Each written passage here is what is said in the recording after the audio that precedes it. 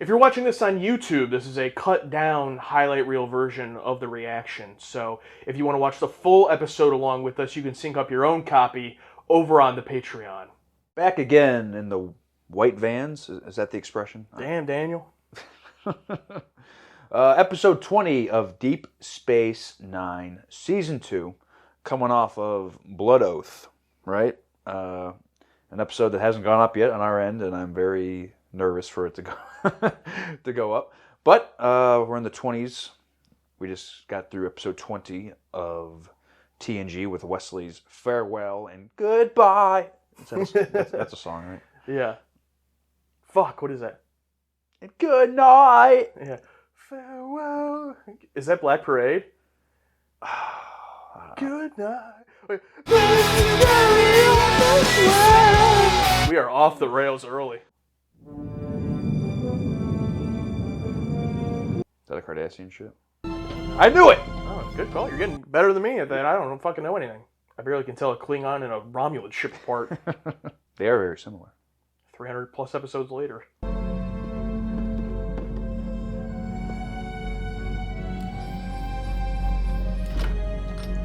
Turkey was the country where they do hair transplants, by the way. 3 episodes later. We have an incoming Bolian vessel at coordinates 101 Mark 38. Give the Bachnor a clear trajectory out of the traffic pattern. Acknowledged. Bolian. The Galamite? You're going out on a date with him? It's not his fault. Galamites have transparent skulls. Oh. I'm not the one who dates Ferengis.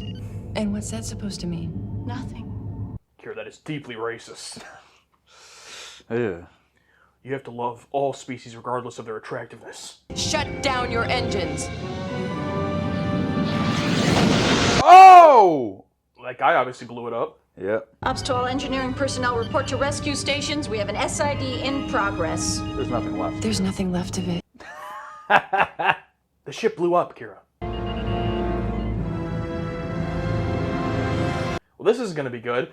Freaking a couple episodes ago, we had Garrick kill the Gull, vaporize him, and now their ship blows up. Oh, yeah, this is going to be a string of events that's going to lead to something bad. Part of me... That's going to start building up? Yeah, if they're being smart about it, yeah. Whoa. Oh, part 1. Cool. All Bajoran outposts have been put on alert for retaliatory strikes. The provisional government has made a statement. Yes! I mean, it is a possibility. Who? Just before the explosion, I picked up a sudden increase in their fuel. Holy shit! Ooh, Jerry Taylor, Michael Pillar. Oh. They were good names. Producers, yeah. Good names. There just isn't one. David Livingston. Benjamin. Guessing this is Bernie Casey or whatever? No, I don't know who it is. Hi, Calvin. Dax? My goodness.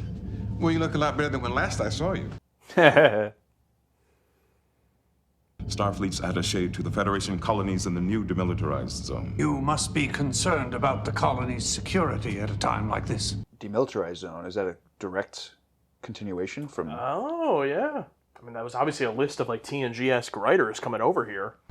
You and I have a few stories to catch up on. Next time. Next time. I think they just invaded their offices. All right, everyone. We're writing this. Yes, but Curzon was, She's not Curzon. No, you two aren't, I mean... How is Jake? As tall as me? No. He throws inside to knock the old man off the plate. A little chin music, He huh? still has that clock he made. Oh, yeah. It must have been difficult for you. At least I didn't have a child to raise by myself.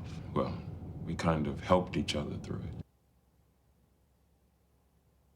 A number of admirals as Starfleet Command are worried the destruction of the Bachnor might jeopardize the treaty. Oh, are they really?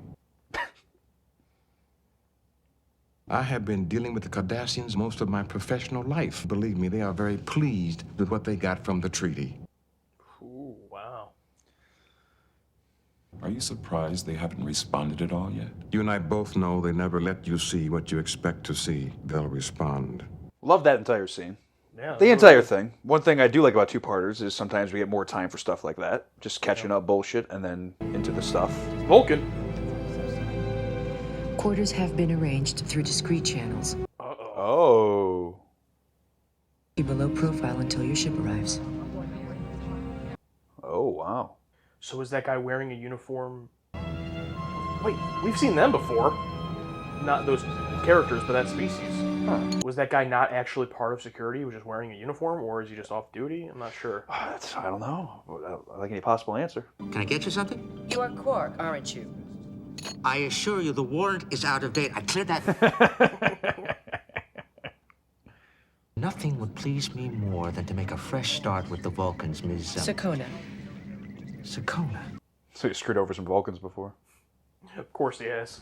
We can plan the business meeting to coincide with when you think you might get hungry. That would be acceptable. That would be wonderful. Rizmaster. And, by the way, I'd love to melt that cold Vulcan heart of yours. You know, back in TOS, female Vulcans had normal hair. I always thought it was an odd choice that they just made them all have Spock haircut. Were there female Vulcans back in TOS? Urban Spell?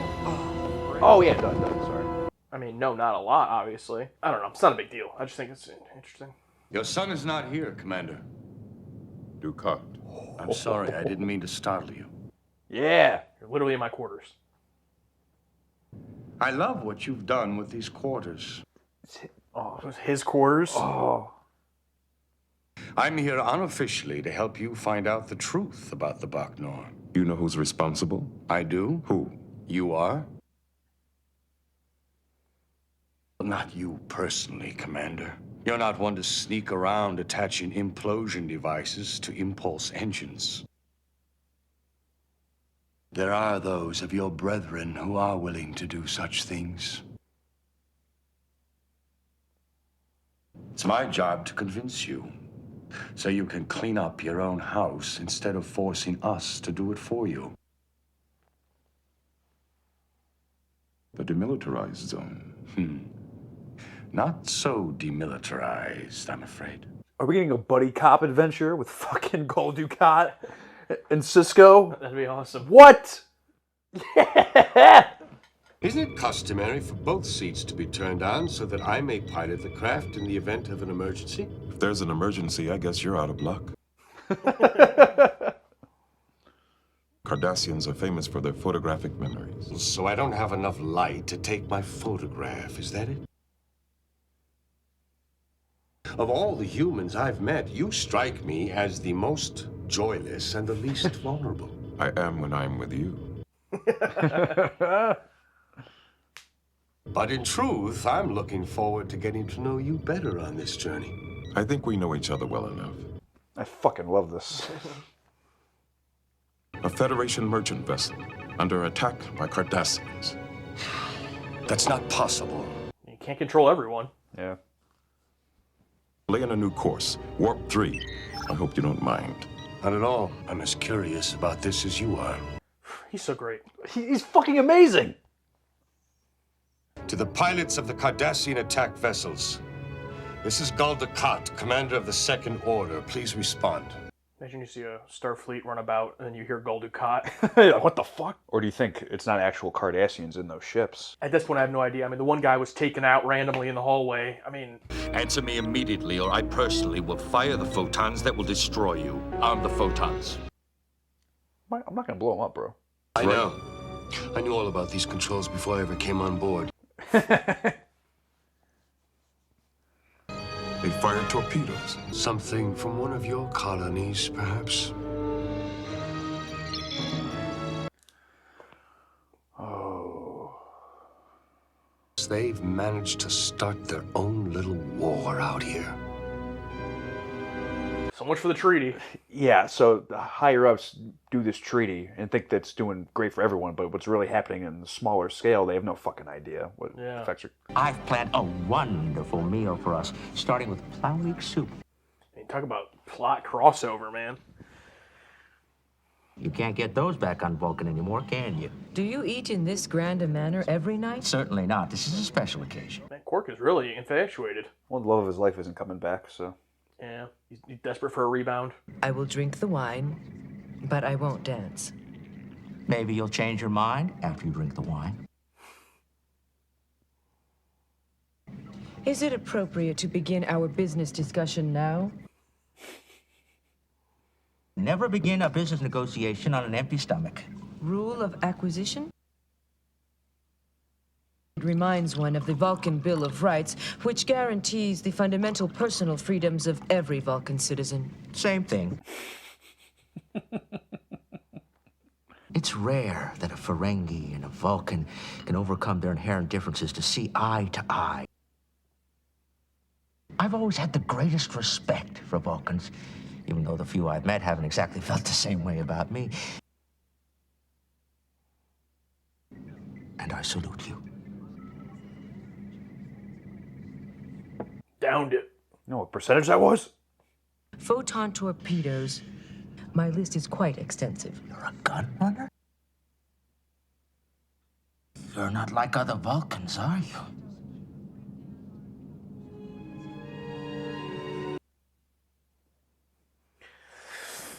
I love Star Trek.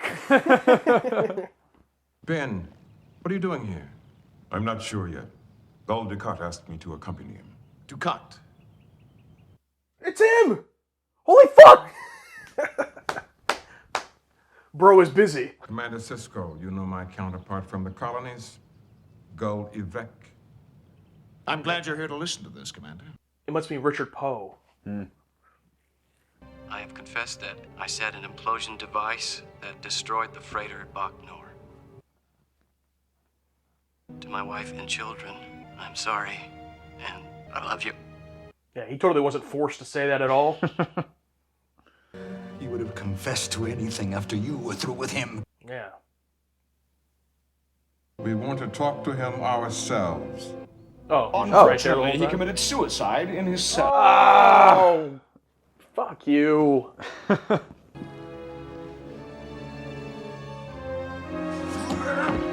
Oh! Honestly, valid crash out. It's all right. You can't get them out of here. Go on. We'll talk later. We'll talk later. We'll talk later. Get him out of here. Oh, Fucking sucks, dude. Not the episode. I was about to say, that sucks. This episode does not. Yeah, the situation. It's like, It's like, come on, guys. it's like you obviously forced a confession and killed. What are you doing? Idiots. Not long ago, we caught the Cardassians shipping weapons to Bajoran extremists through a third party, the Uridians. Oh, wow. Do you think he did it? Samuels? I don't know. I don't think Gul Dukat would drag me all the way here unless he knew he could prove it. Well, maybe he did do it, Ben. I don't know. I'm guessing he did. I mean, we did see him. I've got to go see his wife. I don't know what I'm going to tell her. It makes you pine for the good old dull days in New Berlin, doesn't it? Gretchen and Jennifer had a ball there together, didn't they? Are these colonists organizing some kind of terrorist campaign? Well, if they are, they're not about to tell me about it. Those people have every right to defend themselves. When the Federation said goodbye to them, they left them no other choice. Damn. Fucking hell, bro. Damn. That was an awkward ride. I told Evek he was a fool to let Samuels die. But if the Bacnor was carrying weapons, I would know. And on the lives of my children, I swear to you, it was not. I didn't know you had children. 7. Whoa. 7 little Ducats? Oh, can you imagine that fucking bloodline, bro? Good lord. My source can have everything ready tomorrow. Are you trustworthy? I'm a Vulcan. Of course. Just a little joke. You think Odo would have security a bit more up in arms after that ship blowing up? Is Odo even here? We saw him in the beginning. Oh, yeah. Looking forward to showing you more ways to mix business with pleasure. Perhaps in the future. I do find you intriguing, Quark. Hey, there you go. That's a win. Notice she didn't lie. So are you trustworthy? She said, I'm Vulcan. Not a lie. Not a lie. It was a Federation implosive device. Yes, sir. Get me Starfleet Command on subspace. I don't know. You're not gonna like the answer here. Start a war with them, Ben. That's the only answer. Or forget about the colonists. They're Cardassian territory. Are we facing the prospect of war here? Not if I can help it. But that's what the colonists are after. I don't think they know what they're after, Major. To stop them. Sir, I know this is none of my business. But you're going to give me your opinion anyway. But they don't have a right to defend themselves? They've crossed the line. If Starfleet is unwilling to defend their people and... They chose to live with the Cardassians. Well, I didn't. Every Bajoran lived with them in constant fear. I know what those colonists are going through. The Cardassians are the enemy, not your own colonists. If Starfleet can't understand that, then the Federation is even more naive than I already think it is. He's like, get your ass out. Oh God. Man. Woo. Both valid. Both valid. Even though it's like, Kira, they did choose to stay there. You may not have. Yeah. Must be some mistake. I just reported for duty an hour. Oh, the Vulcan neck bench. Is there a problem? Apparently another bomb has been found and disarmed. Oh, Ducat is with them. Oh, son of a bitch. God damn it. Where's Commander Sisko? Yes. Comfortably asleep in his quarters, I hope.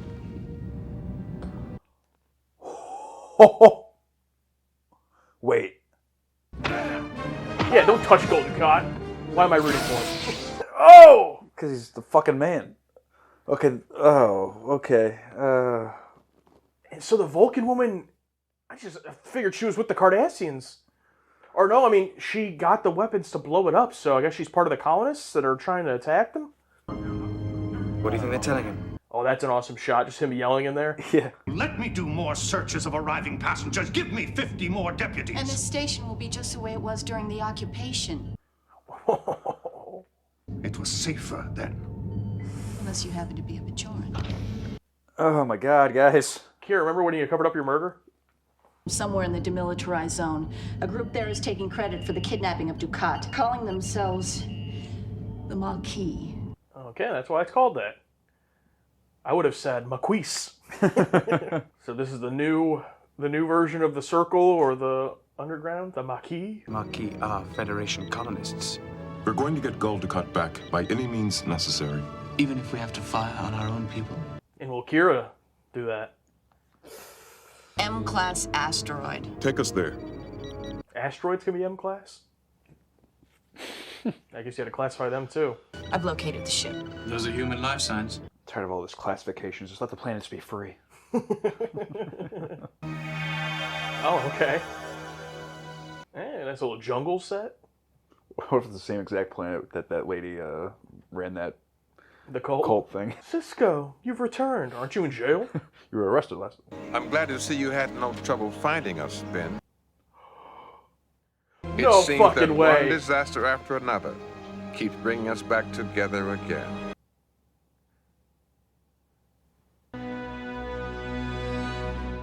Oh, fuck yes! Elvin, you bastard. Oh, you son of a bitch! I really liked you. Oh, yeah, I did too. They did it on purpose. They make you like them on purpose. How can we be so blind? Of course it was him. Of course it was him. God damn it! Oh, I'm so stupid. Oh, that was amazing. And he probably pushed that guy to do that, to blow up the ship, and then, he takes the fall for it, of course. Holy Bill or whatever. Yeah, holy fuck, dude. Damn. Wow. We just watched The Maquis, Part 1, Episode 20 of Season 2 of Deep Space Nine. Now we're going to talk about it, but first, our whiteboard reactions. And I said a question. Best Part 1? Really? It's funny you say that, because I said, possibly my favorite Part 1. Hey, look at that. We weren't on the same page last week. Guess what? Now we're back. When it's this good, we can't help but be on the same page. You can't help it. I loved just about every single minute of this episode. I think it's pretty much perfect.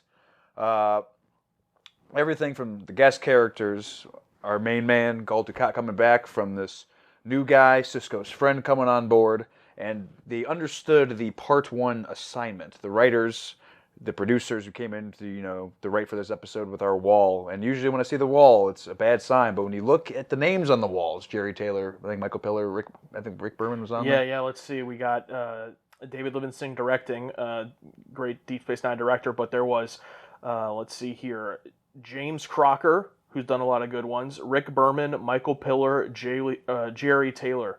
All on there. Yeah, just all great. And I'm so glad that they did, because maybe the big showrunners went, okay, we just introduced something huge on the TNG side thing, this fucking treaty. Like, okay, we signed this treaty, great.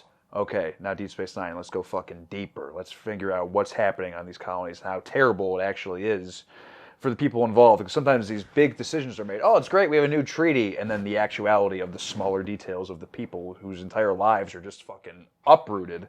It's just so beautifully done here. Loved every minute of it. And we talk about it all the time. Love to get worked. Love to get worked. And that guy who had those great buddy scenes with Sisko ended up being the underground leader of this whole thing. Yeah, Bernie Casey as Commander Calvin Hudson. Calvin Hudson, yeah. That reveal at the end, hearing his voice, and his very distinct voice, it might have been obvious from the beginning, but I didn't see because how good the performance was. It was great. Loved the whole thing. But what's great about this, compared to something that doesn't do it well, like Star Trek VI, he's not the only introduction in this episode in the sense of a guest character. Yes, we already know Gul Dukat, but he's here, and he's always an element. And then you have the other Gul, played by Richard Poe, coming back. And then you have the Vulcan woman they introduce. And then you have that guy at the beginning. Like, there's so much going on here, but it's not just because he gets introduced, you don't immediately go, oh, it's him. So great stuff. I gotta say, both of our whiteboards were about it being a part 1. I've said this before, not a huge fan of having the part 1 in the title and telling us up front it's a part 1. Not the end of the world, but it's funny, I was talking before. For some reason, I thought in my head that TNG had made some of their episodes put the part 1, when in reality, when it comes to the season finale ones, they never did. I guess I was just misremembering. But here, they did put part 1 right in the title. I shielded you from that when going into it. I have to see it because it's on the discs and I can't avoid it. But I didn't know if it would actually be literally on the title screen after the intro. Not a big fan of that, but that aside, it wasn't the end of the world because it was a great part 1, and you mentioned it during the reaction, but what's great about part 1s is that it lets the story breathe. When the story is worth it, when the story is able to fill 2 parts. We haven't seen part 2, but basing just on the part 1, which are usually a lot of the times stretched out or dreadful, or they'll have to throw in a random useless plot. That was none of that. This reminded me just like the 3-parter at the beginning of the season. On fire the whole time. Like, you could tell they had this huge story to tell. And I loved every single piece, from the Calvin piece to the Sisko and Dukat to Quark and the Vulcan. All of it was just all engaging. Yeah, and it was all tied together, too. And of course, Quark's the one that's going to be running the military weapons for this fucking huge terrorist organization. Like, oh, of course Quark is. Of course, oh, it's a Vulcan. And great call on that. I'm a Vulcan. Just didn't lie. Just told the truth. I'm a Vulcan. Yeah. And just didn't answer the question. Yeah. Just the dialogue scenes. Just so good. And the way they thread with what they're saying, weaving in the past, or weaving in little jokes. I just love Gul Dukat sitting at the little runabout thing.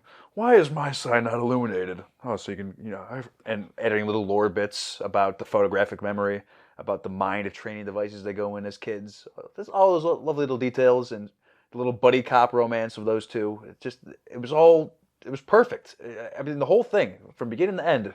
I don't even give a fuck about part 1 being in the title, because after 10 minutes of just watching actors act with good dialogue and good, I'm like, oh, fucking great. We might get another episode just like this. Fine by me. True. And it's funny because, up to this point, DS9 has only had the 3-parter as far as multi-part. But because that was so good, we already have the confidence, or at least I do, of like, I see part 1 and I go like, oh, okay, sweet, we're getting into something for real. Yeah. And, it was great. Another exception to one of our usual dislikes, the wall of writers, but when you have literally a list of legends on the screen, it kind of calms you a little bit. It could still be bad, but that was really great to see.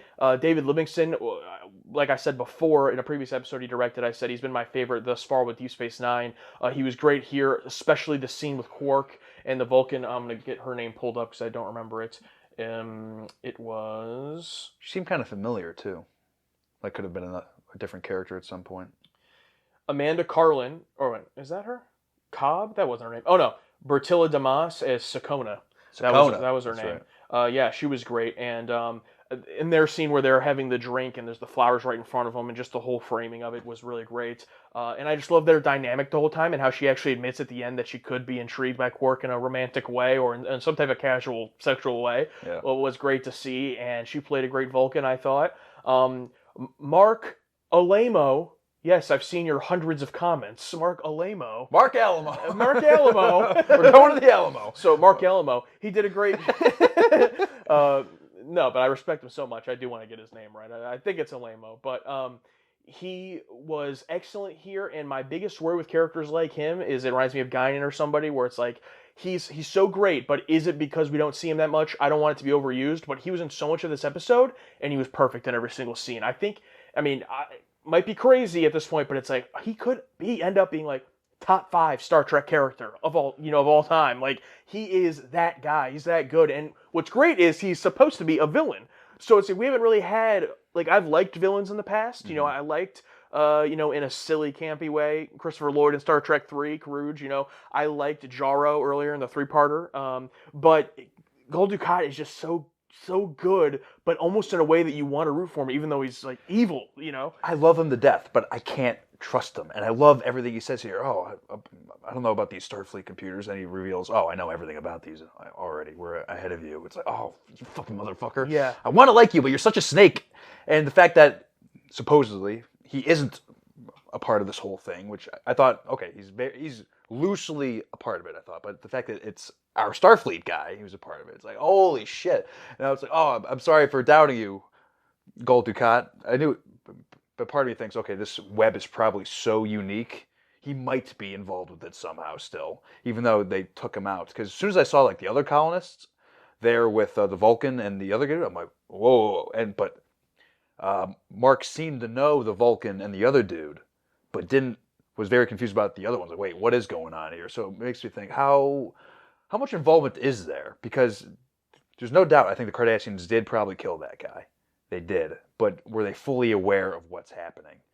Like, what was the Sisko's friend's name? Calvin. Do you think Calvin is working with the Cardassians, or do you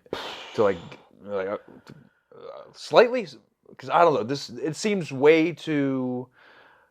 Like, this is some deep shit. It's not this isn't no Scooby-Doo one person thing. Yeah. This feels very multi-layered in terms of what's the overall goal of this plot. I mean, obviously, no one's happy with this treaty, but to go into full-out war.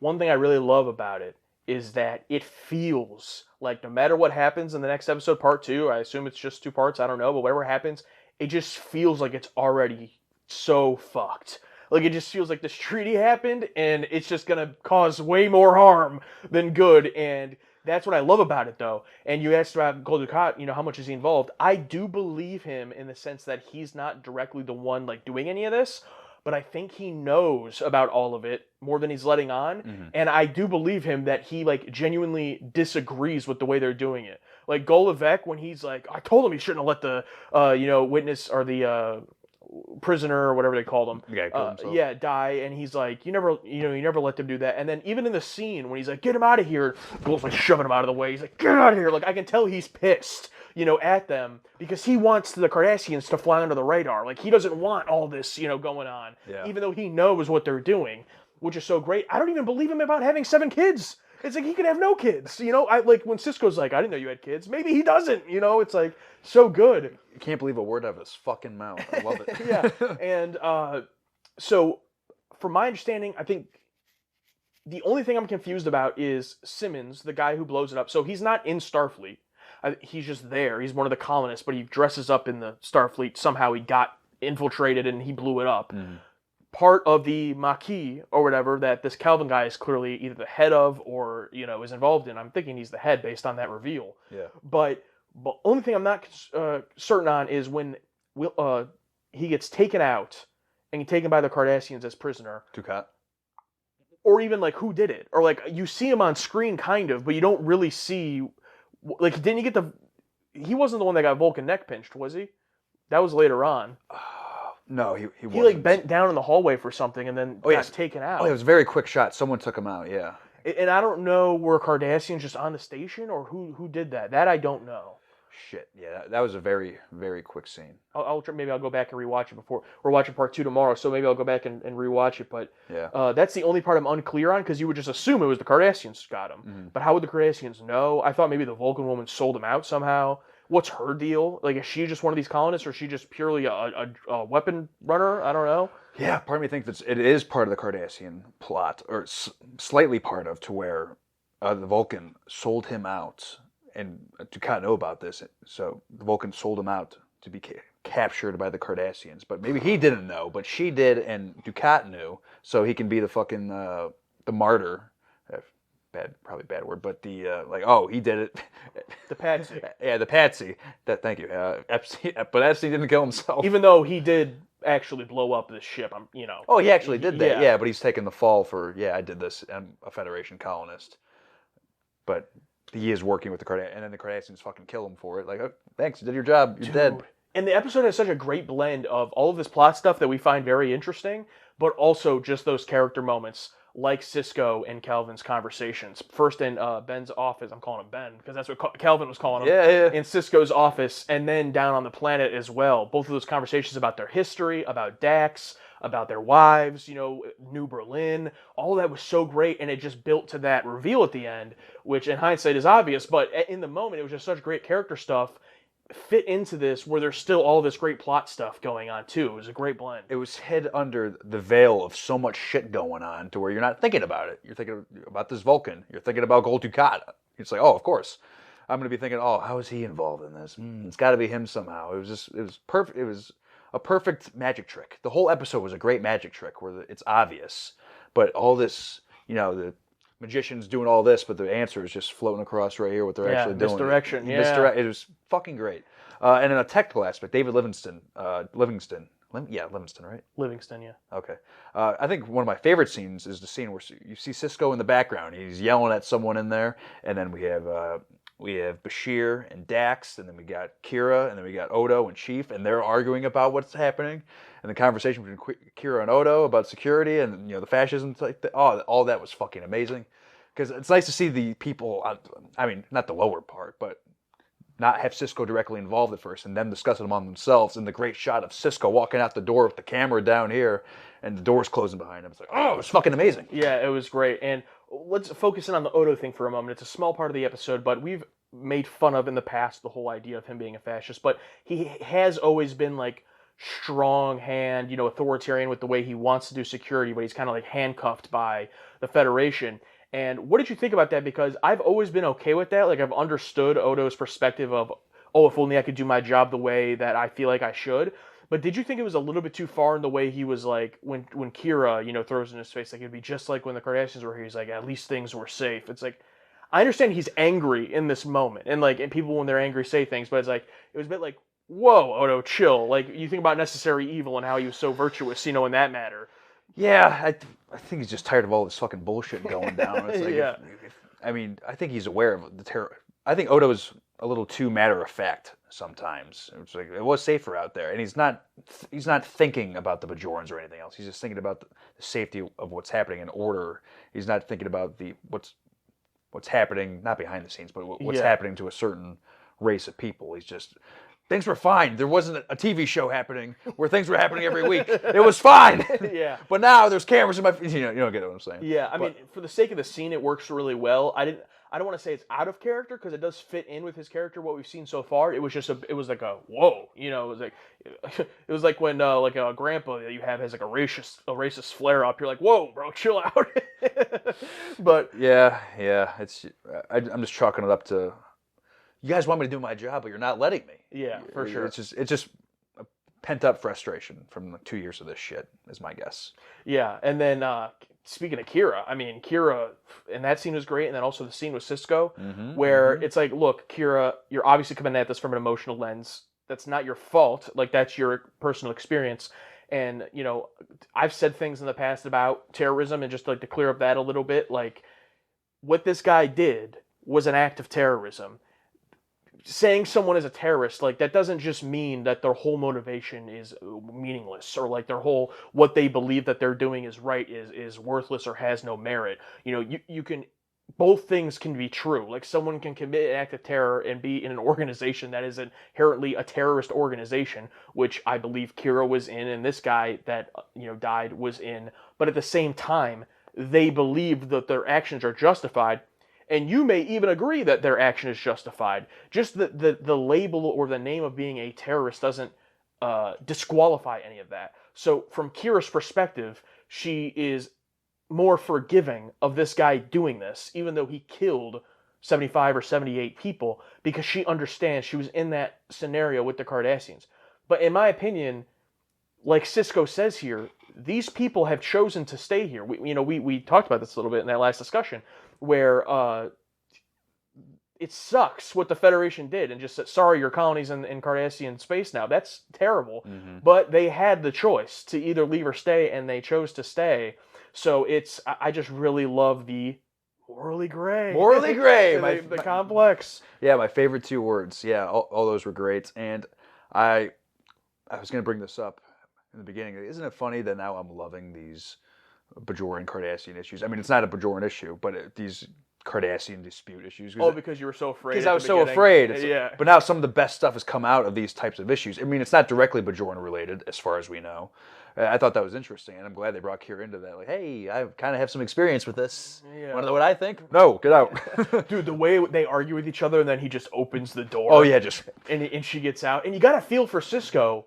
You know, it's like, I get where he's coming from, but part of me wanted to almost agree with Calvin, which I feel shitty now seeing the ending. But in that moment where they're talking, and I'm like, Cisco, you know that Starfleet's not going to do this right. It's like, I feel like he's not fully, I don't want to say fully aware, but I feel like he still believes in Starfleet a little bit more than like Picard.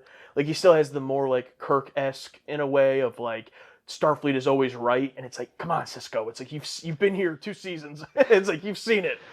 Yeah, I'm so glad that finally a Starfleet higher up has made this jump, has made the switch. Because he's working down on the ground level with these colonists and sees how fucking terrible it is. And it's so nice someone besides our regular crew, or not even our regular, someone makes the jump and says, you know what, no, fuck this. Starfleet sucks. This is terrible what we're doing here. I'm going to join this terrorist organization.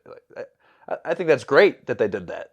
Because for the most part, it's just, oh yeah, what are we going to do? What are we going to do? And this guy says, no, fuck that. Oh yeah, made a point that his wife died as well, I think. So what else does he have?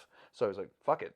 I don't have my family anymore, but I'm going to fucking do something. Did he say that his wife passed away? What did he say? They didn't say it directly, but he said the way they worded it, it was like, at least he was able to raise his kids before something. But I'm pretty sure she passed. Oh, damn. Yeah, it was very nuanced in what it was said. I think. Don't correct me if I'm wrong. It would make sense if he's going to join this fucking terrorist thing. yeah, throw away everything. But I mean, and what's great about it too is like, yeah, it's a heel turn in the sense of the reveal, because like obviously Cisco is our main character, our protagonist. But again, I don't agree with him, but you can see that perspective. You know, he's down on the ground. Starfleet doesn't have to deal with this. What he has to deal with, what Picard had to deal with last episode. You know, he's down on the ground witnessing these things. So it makes sense that he'd be like, you know what, screw this. Like, this isn't worth it anymore.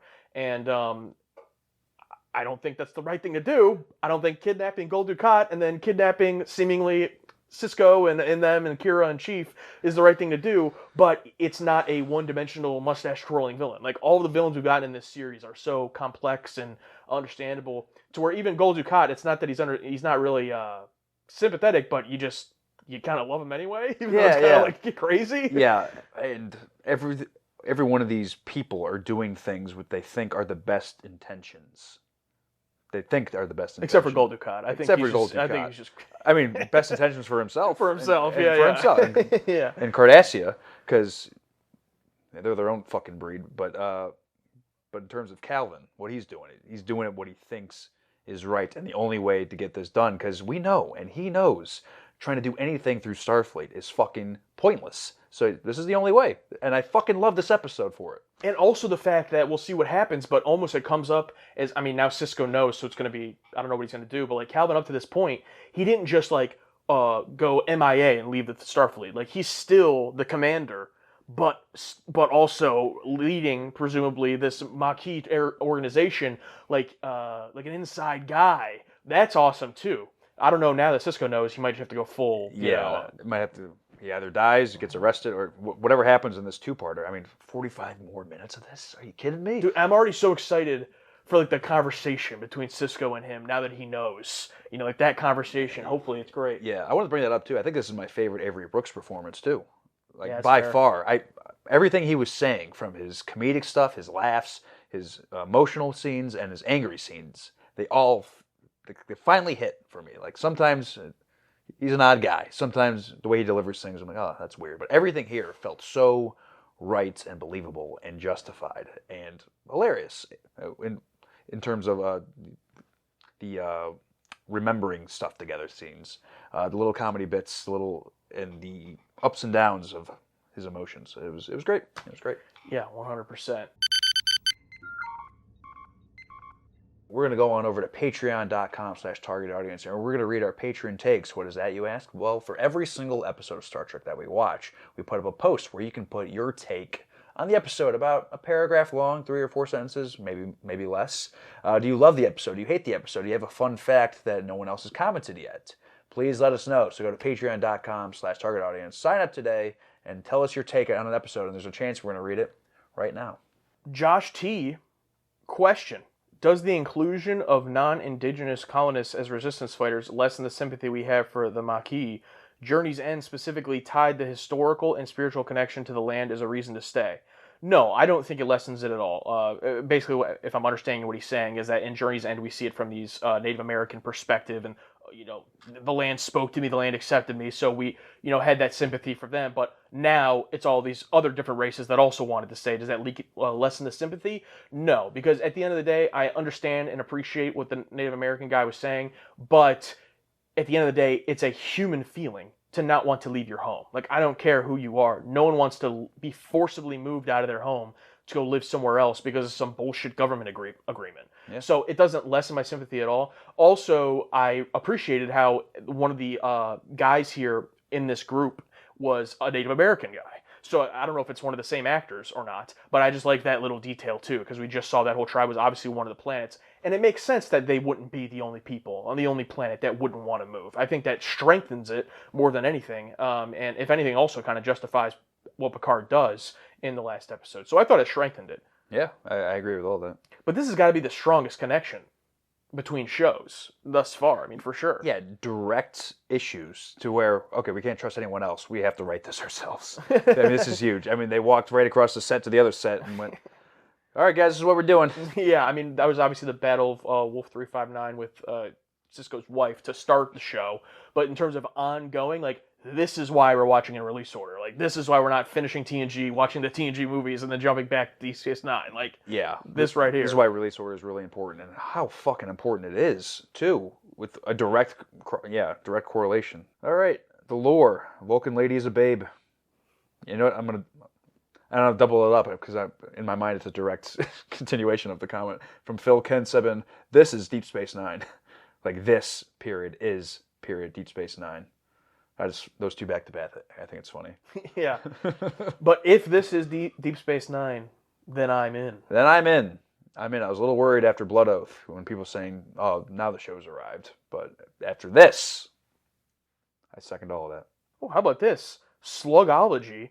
There's actually a hidden reference to this situation in Whispers. One of Cisco's logs mentions a rise in tensions amongst colonists in the demilitarized zone.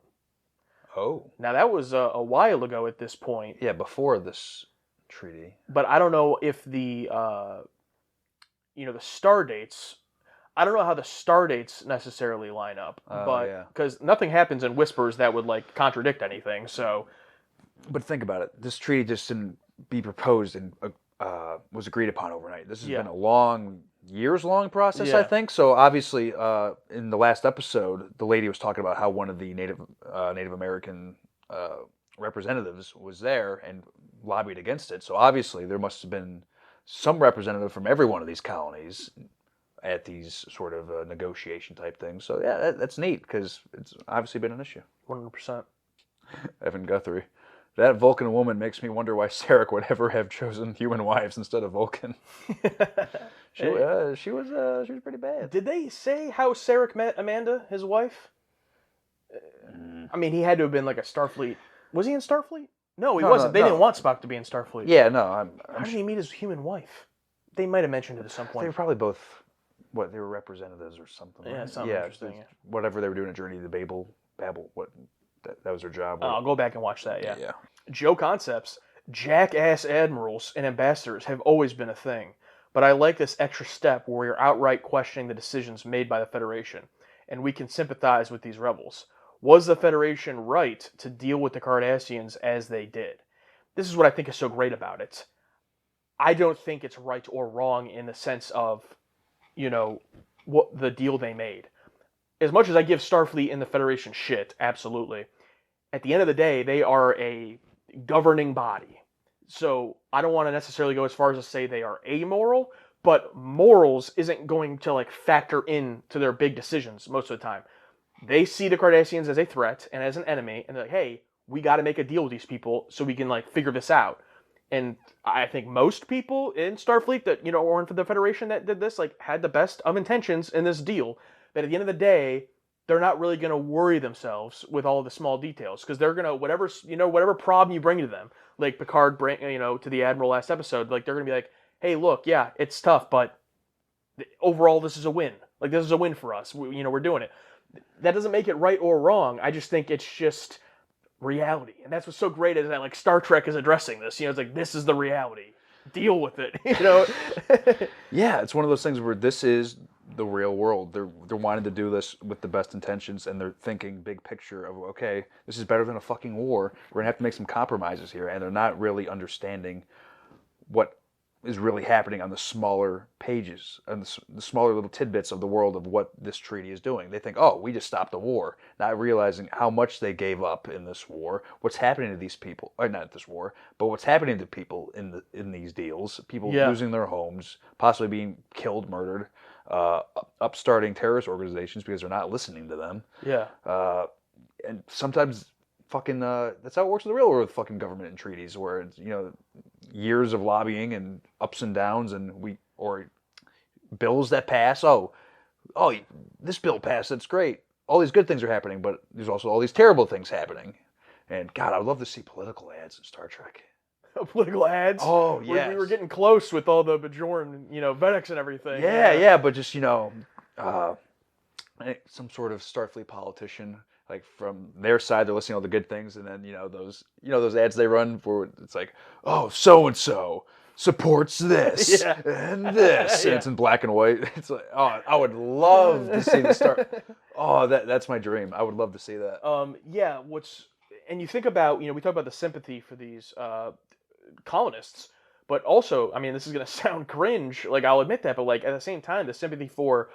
Imagine some of these people in the Federation or in Starfleet that are spending years working on this treaty, just with this goal of we gotta just come to a deal with the Cardassians, and once we do this, it's gonna save us from a war. It's gonna save so many lives.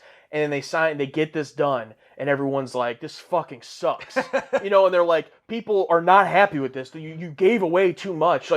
Commander Calvin, he's talking about in this, he's like, the Cardassians are real happy with what they got. Basically shitting on this treaty. And it's imagine the people, in the Federation, or, that are well, shit, dude, we fucking worked on this for a long time. This is the best we could do. And it's well, no, people are dying now because of you. And it's well, fuck. And it's there's no win. It's it's that's what's so, I keep saying great. It's not great. It's terrible. But it's that's the reality of it. Yeah.